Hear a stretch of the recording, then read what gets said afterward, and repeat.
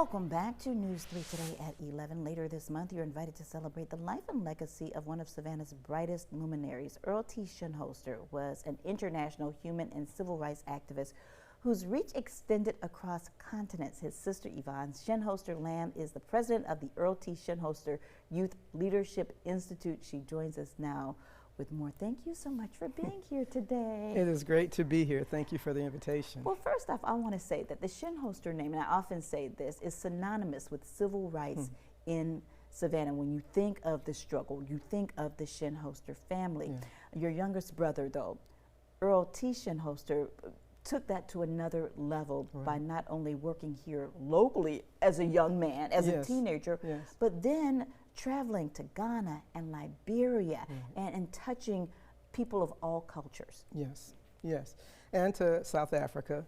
You know, he did travel many places carrying the message of equality and justice for all people.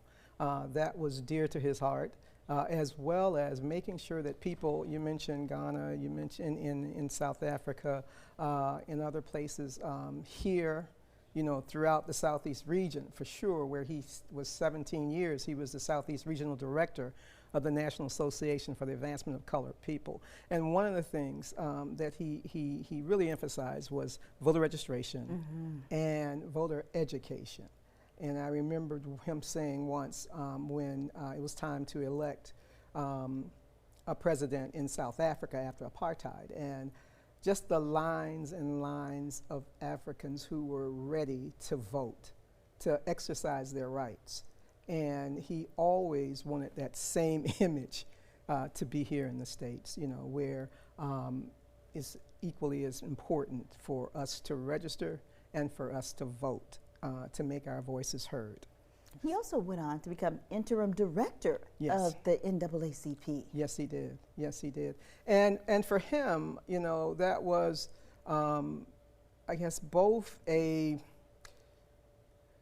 dream come true, you know, because he had spent all of his adult life working in the NAACP and had begun, as you said, with the Connie Wembley Youth Council of the NAACP when he was 13. So, you know, it's like activism was in his DNA, the NAACP was in his DNA, and to be able, you know, to lead for the time that he led, you know, he was grateful for. Yes, and it's been 25 years now since his passing at the young age of 49, yet his fingerprints remain in so many spaces and places all over the city, all over the country. You go to Carver Village, you see the marker that's there. You see the flyover that's there on MLK, the NAACP voter empowerment campaign. I mean, so many places where he still lives.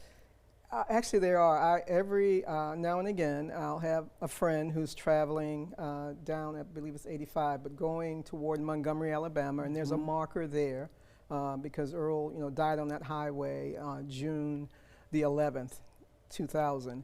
And so people, I just saw the marker for your brother. And so yes, his memory lives on, and we, you know, here we want it to live on in the lives and the minds and the hearts of other young people.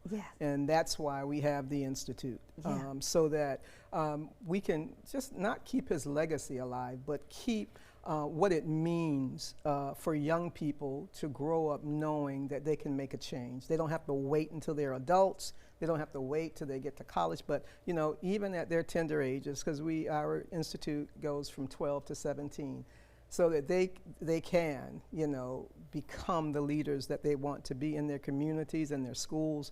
But what we have found out in the 15 years that we've been doing this is that Savannah has a wonderful group of young leaders already. We were working this year, the first part of this year, at Schumann Elementary before it closed this year. But we were working with 5th graders.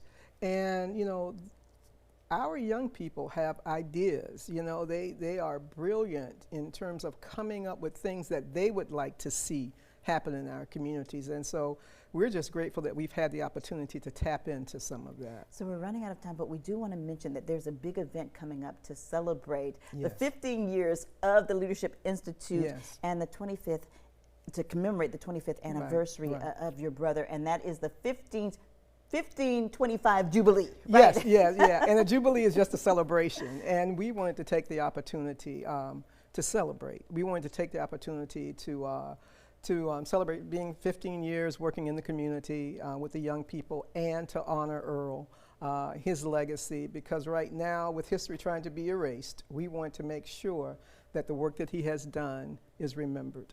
And that Jubilee is taking place Thursday, September 25th, 6:30 p.m. at the Priscilla D. Thomas Annex. That's on Wayne Street. For more information, visit our website, wsav.com/community corner. You can see this interview again at any time. Thank you so much for joining us today. Thank you. Stay with us. We'll be right back.